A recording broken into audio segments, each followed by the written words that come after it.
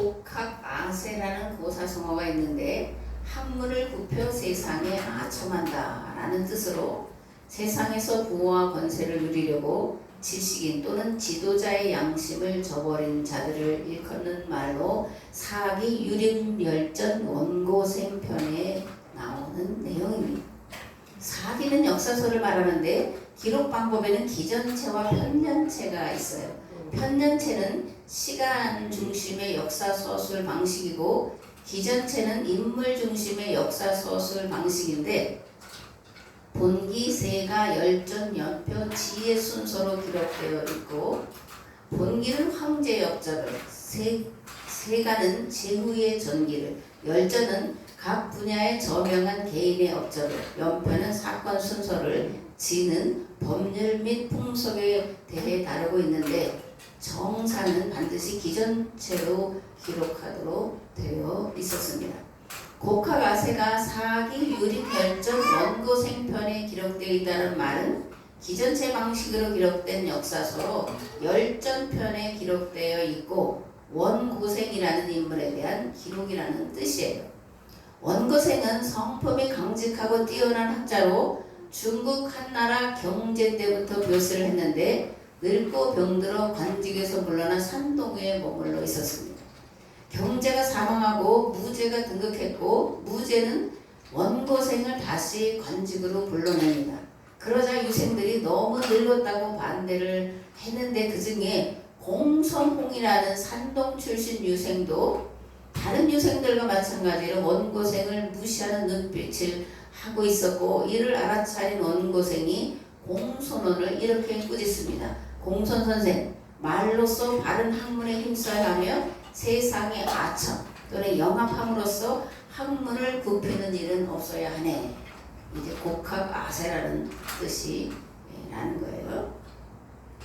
곡학아세, 지식인이, 지도층이 그 지식 또는 학문이 말하고 있는 말을 세상과 타협해서 자기의 이익과 권력과 그런 것을 위해서 바꾸고 변조하고 왜곡하는데 이것과 반대되는 것을 성경에서 찾아볼 수가 있는데 갈라디아서 1장 10절에 이렇게 기록되어 있습니다. 이제 내가 사람들에게 좋게 하랴 하나님께 좋게 하랴 사람들에게 기쁨을 구하랴 내가 지금까지 사람들의 기쁨을 구하였다면 그리스도의 종이 아니니라. 디모데후서 4장 1절에서 4절 말씀을 보면 때가 이르리니 사람이 바른 교훈을 받지 아니하며 귀가 가려워서 자기의 사역을 따를 스승을 많이 두고 또 그 귀를 진리에서 돌이켜 허탄한 이야기를 따르리라. 그러나 너는 모든 일에 신중하여 고난을 받으며 전도자의 일을 하며 내 직무를 다하라 이렇게 말씀합니다. 야고보서 4장 6절에 10절에는 이렇게 기록되어 있습니다. 그러나 더욱 큰 은혜를 주시나니 그러므로 일렀으되 하나님이 교만한 자를 물리치시고 겸손한 자에게 은혜를 주신다 하였느니라. 그런즉 너희는 하나님께 복종할지어다 마귀를 대적하라 그리하면 너희를 피하리라. 하나님을 가까이 하라 그리하면 너희를 가까이 하시리라. 주 앞에 낮추라 그리하면 주께서 너희를 높이시리라. 아멘. 하나님은 참이시고 마귀는 거짓이고 그래서 거지의 아비다 예수님 이렇게 말씀하십니다. 하나님의 법은 낮아짐의 법이고 마귀의 법은 높아짐의 법입니다. 그러므로 신앙생활은 참과 거짓과의 싸움이요 낮아지고자 하는 마음과 높아지고자 하는 마음과의 싸움이라는 것을 알 수 있습니다.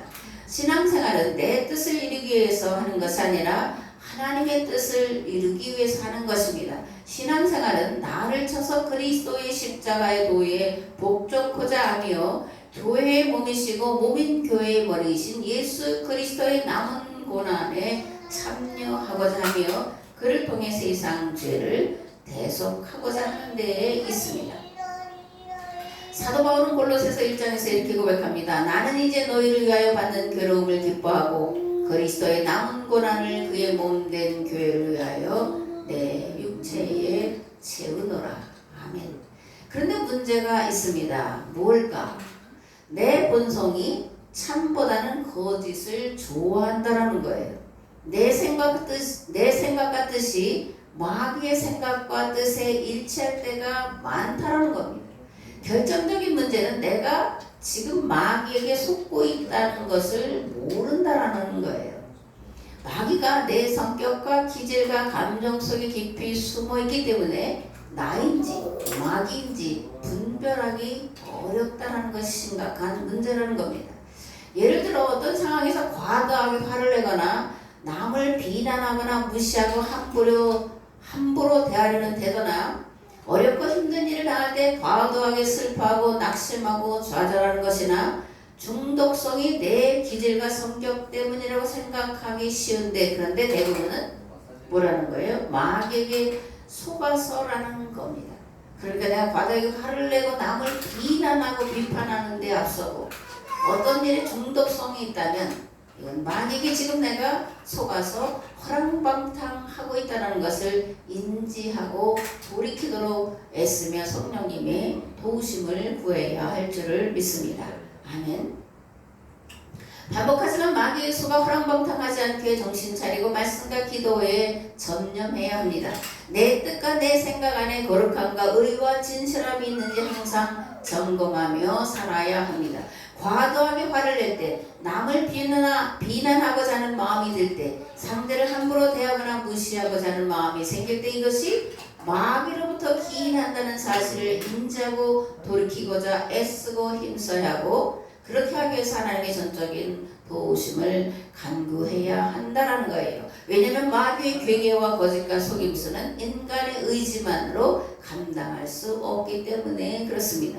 마귀를 대적하고 이기기 위해 하나님의 도우심을 간구해야 하고, 그러면 기도를 들으시고 나와 마귀를 이기고 예수님으로 승리할 수 있도록 보혜사 성령님을 보내주실 줄을 믿습니다. 아멘.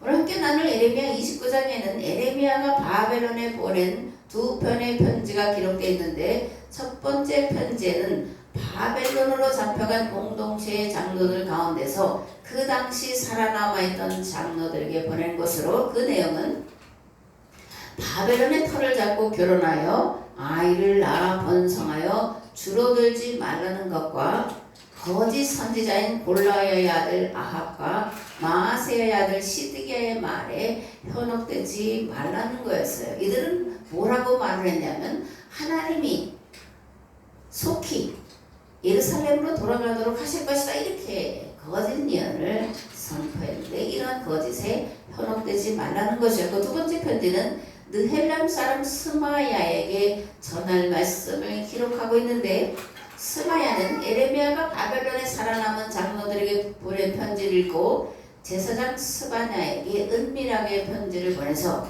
에레미야를 착고에 채워두라는 지시를 내렸다는 사실과, 제사장 스바냐가 스마야의 비밀 편지를 에레미야에게 보였고, 그때 하나님께서 스마야와 그 후손들에게 실행하실 심판이 무엇인지를 기록하고 있다라는 거예요. 에레미야 29장 1절에서 14절 말씀을 봉독하겠습니다. 선지자 에레미야가 예루살렘에서 이 같은 편지를 느부갓네살이 예루살렘에서 바벨론으로 끌고 간 포로 중 남아있는 장로들과 제사장들과 선지자들과 모든 백성에게 보냈는데, 그때는 여고니아 왕과 왕과 궁중 내시들과 유다와 예루살렘의 고관들과 기능공과 토공들이 예루살렘에서 떠나누라. 유다의 왕 시드기야가 바벨론으로 보내어 바벨론의 왕 느부갓네살에게로 가게 한 사반의 아들 엘야사와 힐기야의 아들 그마랴 편으로 말하되, 만군의 여호와 이스라엘의 하나님께서 예루살렘에서 바벨론으로 사로잡혀가게 한 모든 포로에게 이와 같이 말씀하시니라. 너희는 집을 짓고 거기에 살며 텃밭을 만들고 그 열매를 먹으라. 아내를 맞이하여 자녀를 낳으며 너희 아들이 아내를 맞이하며 너희 딸이 남편을 맞아 그들로 자녀를 낳게 하여 너희가 거기에서 번성하고 줄어들지 아니하게 하라. 너희는 내가 사로잡혀가게 한 그 성읍의 평안을 구하고 그를 위하여 여호와께 기도하라. 이는 그 성읍이 평안함으로 너희도 평안할 것입니다.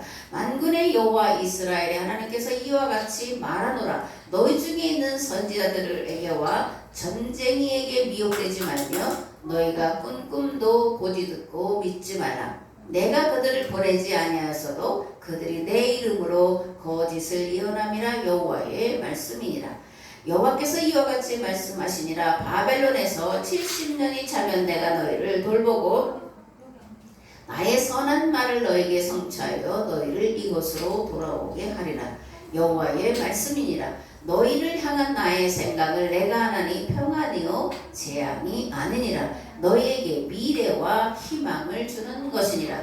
너희가 내게 부르짖으며 내게 와서 기도하면 내가 너희들의 기도를 들을 것이요 너희가 온 마음으로 나를 구하면 나를 찾을 것이요 나를 만나리라. 이것은 여호와의 말씀이니라. 나는 너희들을 만날 것이며 너희를 포로된 중에서 다시 돌아오게 하되 내가 쫓아 보내었던 나라들과 모든 곳에서 모아 사로잡혀 떠났던 그곳으로 돌아오게 하리라. 이것은 여호와의 말씀이니라.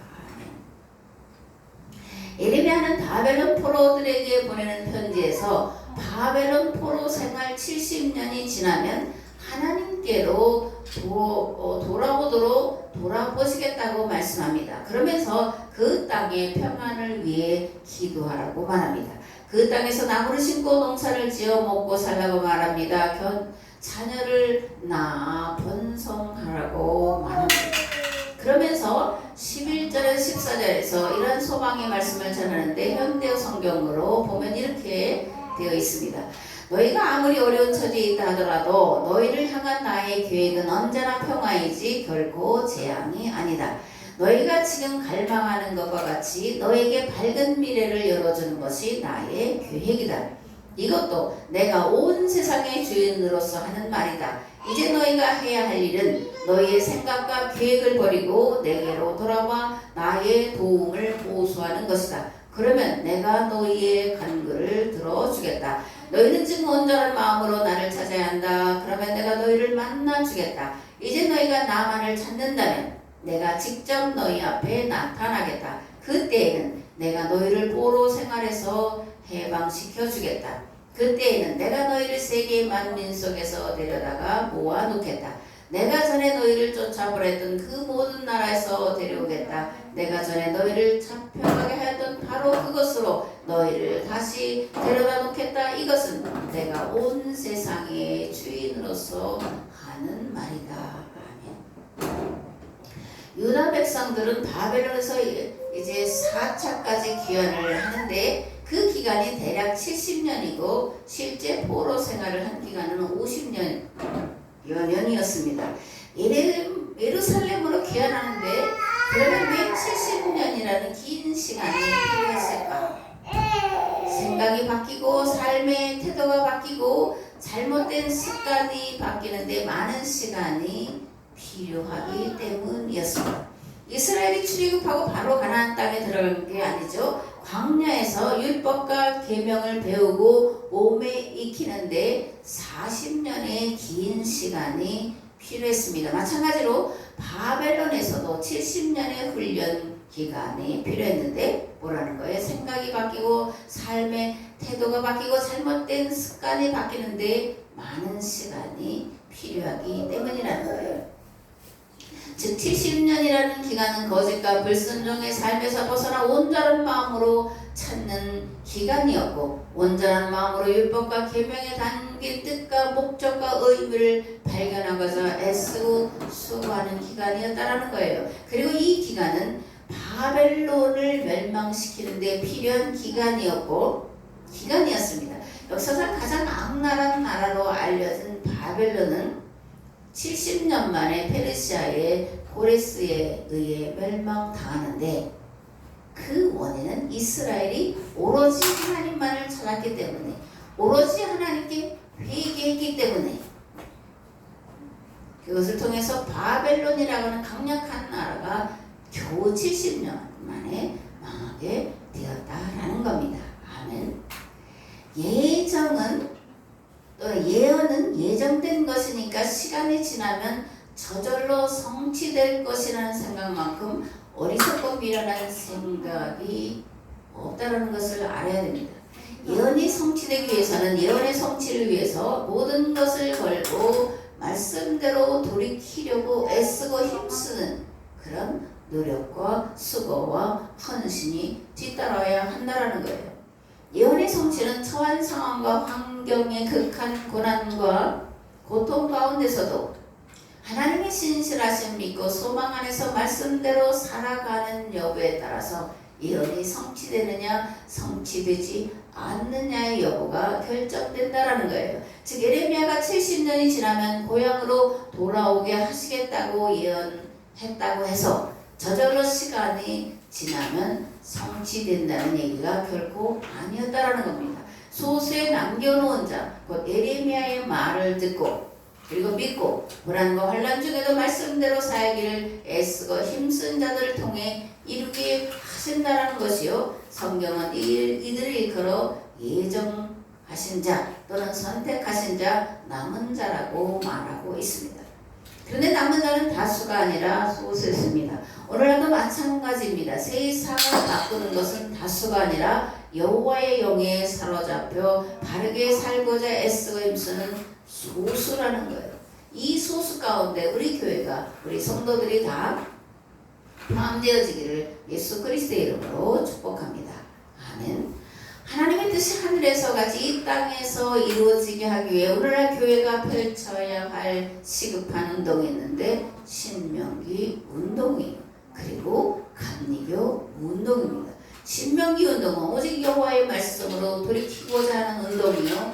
감리교 운동은 말씀대로 삶으로 지역을, 나라를, 시대를 바꾸고자 하는 그런 운동이었습니다. 그리고 그 방법은 질문 토론식 성경 공부였고 설교를 깊이 듣고 이해하고 삶에서 실천하려는 노력이었습니다.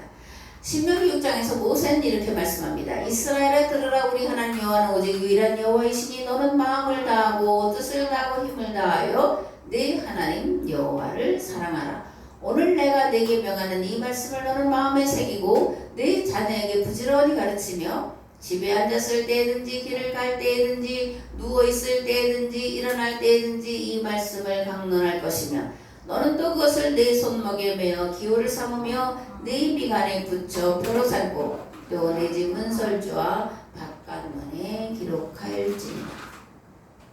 모든 기회를 여호와 하나님 말씀이 마음에 새겨지도록 애쓰고 힘쓰고 자녀들에게 가르치라는 그런 말씀이에요. 어릴 때 형성된 사고와 가치관은 어른이 되어도 쉽게 변하지 않습니다. 그래서 우리 옛말에 뭐라 그래요? 3살 버릇 여든 간다.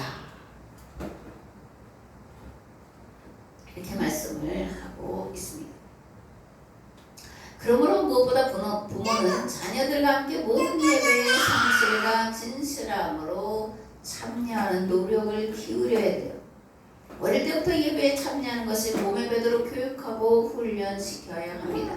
예배는 하나님과 성경과 역사를 올바로 이해하기 위한 교육시간이요. 설교는 하나님의 뜻이 무엇인지를 선포하는 것이기 때문이요. 삶은 예배 시간에 배우고 깨달아 하나님의 뜻과 계획을 실천하는 훈련 시간이기 때문입니다. 아멘. 바벨론 포로 생활 70년은 하나님과 성경과 역사에 대한 열린 사고를 훈련받는 시간이었습니다. 성경 공부는 닫힌 사고에서 열린 사고로 나아가는 지름길이요 유일한 길입니다. 이스라엘이 바벨론에서 70년 포로 생활을 한 원인은 하나님에 대해 닫힌 사고를 하고 있었기 때문인데 유대인의 닫힌 사고란 무엇을 말하는 것일까? 여호와를 온 세상을 창조하시고 역사를 주관하시는 하나님이 아니라 오로지 자신들만의 하나님으로 여겼다는 것이요. 자신들만 선택하셨고 자신들에게만 구원 얻을 율법과 계명을 주셨다고 하는 선민 사상을 말하는 겁니다. 하나님은 이러한 편협하고 닫힌 생각이 하나님과 원수된다는 것을 깨닫고 온전히 여호와 하나님께로 돌이키도록 하기 위해 이스라엘로 다시금 세상을 구원할 기회를 주시기 위해 말하는 것에서 말씀을 듣고 이것이 옳은가 깊이 생각할 수 있는 시간을 갖는 훈련을 시키시기 위해 70년이라는 긴 시간을 허락하셨다라는 겁니다. 아멘. 이들은 어렵고 고단한 포로 생활 중에도 모여서 성경을 부지런히 공부하고 자녀들과 함께 말씀을 외웠습니다. 잊고 살았던 여호와와 그 말씀 즉 계명과 율법에 담긴 진정한 의미가 무엇인지, 왜 자신들을 애굽 땅 종되었던 곳에서 이끌어내셔서 가나안 땅에 들어가 살도록 하셨는지, 왜 바벨론의 포로로 끌려오게 되었는지 그 원인을 성경 공부를 통해서 묻고 또 묻고 찾아내는 그런 시간을 70년 동안 보냈습니다. 그리고 마침내 이들은 여호와는 창조주 하나님이시오 역사의 주관자이심을 깨닫고 고백하기에 이르렀습니다. 자신들만 구원하시고자 하심이 아니요 오히려 자신들을 통해 온 세상을 구원하시려고 하는 것이 하나님의 뜻이라는 것도 깨닫게 되었습니다. 자신들이 애굽에서 같은 포로 생활을 다시금 경험하는 것은 하나님과 맺은 계약법에서 벗어나 바알의 길로 갔기 때문이라는 것을 철저하게 깨닫고 회개하기에 이들은 이르렀습니다. 자신들의 힘과 노력만으로는 포로 생활에서 돌아올 수 없고 오직 하나님의 도우심으로만 돌아올 수 있음을 깨닫게 되었습니다. 하나님께서 심판하신 것은 심판을 위함이 아니라 도리어 회개하고 돌이킴으로 하나님과의 관계를 회복시키기 위한 것이었음을 깨닫게 되었습니다. 신명기 운동은 회개의 운동이요 하나님과 말씀을 올바로 이해하는 운동이었습니다. 아멘. 우리가 살아가는 21세기는 신명기 운동이 가장 절실히 요구되는 시기다 이렇게 생각을 합니다. 우리는 먼저 내가 듣고 아는 말씀이 다가 아니라는 것을 깨달아야 합니다. 하나님의 말씀을 온전히 깨달아 알고 바르게 분별하기 위해 기도하고 말씀을 묵상하고 나누는 훈련이 필요하다는 것을 알아야 합니다. 무엇보다 마귀의 계략을 분별하고 이겨내기 위해 함께 예배드리고 함께 말씀을 묵상하고 나누며 함께 기도하는 시간을 가져야 한다는 것을 알아야 합니다. 신앙생활을 혼자 하는 것이 아니라 그리스도의 몸인 교회에 속한 자들이 더불어 함께 하는 것이기 때문입니다. 아멘. 이와 반대로 마귀는 홀로 있는 것을 좋아합니다. 자기 생각에 깊이 빠지고 자기 감정에만 충실하고 자기 기분에 빠져있는 상태를 즐기도록 유혹합니다. 하나님의 말씀을 자기 생각대로 해석하고 자기 뜻대로 해석하고 자기 감정에 따라 해석하도록 역사합니다. 귀에 듣기 좋은 말만 하게 하고 자기 생각과 기분에 맞는 말만 듣기를 좋아하도록 미혹하고 유혹합니다. 그러면 이런 마귀의 속임수에서 미혹에서 어떻게 벗어날 수 있을까? 하나님과 성경과 역사를 바르게 깨닫고 이해하기 위해 힘써야 합니다. 하나님의 뜻이 무엇인지 깨달은 통찰력과 분별력이 있어야 됩니다. 나와 마귀의 속성이 무엇인지를 깨닫기 위해서 기본에 충실해야 합니다. 기본에 충실한다는 것은 예배에 참여하여 말씀을 귀 기울여 듣는 것을 말해요. 성경을 읽고 이 말씀이 무슨 뜻인지 깨닫기 위해 깊이 묵상하고 기도하기를 게을리 하지 않는 것을 말합니다. 그리고 전적인 하나님의 도우심을 간구하는 것을 말합니다. 그러면 진리의 영이신 성령께서 도와셔서 말씀과 성경과 역사를 그리고 나와 마귀를 분명하게 깨닫고 나와 마귀에게서 벗어나 하나님께로 온전히 돌이켜 하나님의 뜻을 구하고 그 뜻을 이뤄가는 삶을 살도록 도와주실 줄을 믿습니다. 아멘. 29장 20절에서 32절 말씀을 봉독하겠습니다. 만군의 여호와 이스라엘 하나님께서 골라의 아들 아합과 마아세야의 아들 시드기야에 대하여 이와 같이 말씀하시니라. 그들은 내 이름으로 너에게 거짓을 예언한 자라. 보라, 내가 그들을 바벨론의 왕 느부갓네살의 손에 넘기리니 그가 너희 눈앞에서 그들을 죽일 것이라. 바벨론에 있는 유다의 모든 포로가 그들을 저주거리로 삼아서 이르기를 여호와께서 너를 바벨론의 왕이 불살라 죽인 시드기야와 아합같게 하시기를 원하노라 하리니 이는 그들이 이스라엘 중에서 어리석게 행하여 그 이웃의 아내와 간음하며 내가 그들에게 명령하지 아니한 거짓을 내 이름으로 말함이라. 나는 알고 있는 자로서 증인이니라 여호와의 말씀이니라 하시니라. 너는 느헬람 사람 스마야에게 이같이 말하여 이르라. 만군의 여호와 이스라엘의 하나님께서 이와 같이 말씀하여 이르시되 네가 내 이름으로 예루살렘에 있는 모든 백성과 제사장 마아세야의 아들 스바냐와 모든 제사장의 글을 보내어 이르기를 여호와께서 너를 제사장 여호야다를 대신하여 제사장을 삼아 여호와의 성전 감독자로 세우심은 모든 미친 자와 선지자 노릇을 하는 자들을 목에 씌우는 나무고랑과 목에 씌우는 쇠고랑을 채우게 하시면을 이제 내가 어찌하여 너희 중에 선지자 노릇을 하는 아나도 사람 예레미야를 책망하지 아니하느냐. 그가 바벨론에 있는 우리에게 편지하기를 오래 지내야 하리니 너희는 집을 짓고 살며 밭을 일구고 그 열매를 먹으라 하셨다 하니라. 제사장 스바냐가 스마야의 글을 선지자 예레미야에게 읽어서 들려줄 때에 여호와의 말씀이 예레미야에게 임하이르되 너는 모든 포로에게 전언하여 이르기를 여호와께서 느헬람 사람 스마야를 두고 이같이 말씀하셨느니라. 내가 그를 보내지 아니하였거늘 스마야가 너에게 예언하고 거짓을 믿게 하였도다. 그러므로 여호와께서 이와 같이 말씀하시니라. 보라, 내가 느헬람 사람 스마야와 그의 자손을 벌하리니 그가 나 여호와께 패역한 말을 하였기 때문에 이 백성 중에 살아남을 그의 자손이 하나도 없을 것이라. 내가 내 백성에게 행하려 하는 복된 일을 그가 보지 못하리라 하셨느니라. 이것은 여호와의 말씀이니라. 26장에서부터 29장에 걸쳐서 예레미야는 거짓 선지자들에 대한 경고와 경계의 말씀을 계속해서 선포하고 있고 29장 26절에서 28절에는 스마야가 스바냐에게 보낸 편지 내용이 기록되어 있는데 예레미야의 예언이 실제로 일어났고 또 성취되는 상황에서도 여전히 뭐라는 거예요? 예레미야를 미친 자, 거짓 선지자로 취급하고 있다는 것을 알 수가 있는데 우리는 이를 통해서 앞에서 말씀드린 대로 어릴 때 박힌 사고 또 잘못된 사고는 시간이 지날수록 고착화된다라는 거예요. 인간의 생각은 그렇게 쉽게 바뀌지 않습니다. 그러므로 신앙생활에 또 삶에 성공하기 위해서는 무엇을 듣느냐, 어떤 신앙이 지도자를 만나느냐가 중요하고 어릴 때 하나님이 누구신지를 경험하는 사건이 필요하다라는 것을 알아야 합니다. 다치는 사고가 아니라 열린 사고를 하기 위해 끊임없이 기도생활과 말씀을 묵상하는 훈련과 삶이 중요하다는 것을 알아야 합니다. 그리고 이러한 것들은 부모가 어린 자녀들에게 해야 할 가장 크고 귀한 책임이다라는 것을 분명하게 알아야 합니다. 아멘.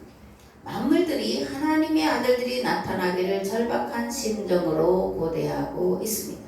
이러한 때 우리가 할 일은 우리의 자녀들을 하나님의 말씀으로 바로 세우기 위해 말씀과 기도의 힘을 다하는 것입니다. 다치는 사고가 아니라 열린 사고를 하도록 성경과 하나님과 역사에 대해 질문하도록 훈련시키는 거예요. 하나님의 은혜가 이 말씀을 듣고 깨달아 자녀를 위해 기도하고 신앙의 모범을 보이기로 결단하는 저와 모든 성도들에게 임하기를, 그리하여 우리의 자녀손들을 통해 하나님의 뜻이 하늘에서와 같이 땅에서도 이루어지도록 역사하시고 우리의 자녀손들을 들어쓰시기를 우리 주 예수 그리스도의 이름으로 축복합니다. 아멘. 좋으신 하나님, 우리에게 지난 7월 한 달 동안을 무더운 날씨 가운데도 건강하게 살아가도록 지켜주시고 보호하시는 은혜를 감사드립니다.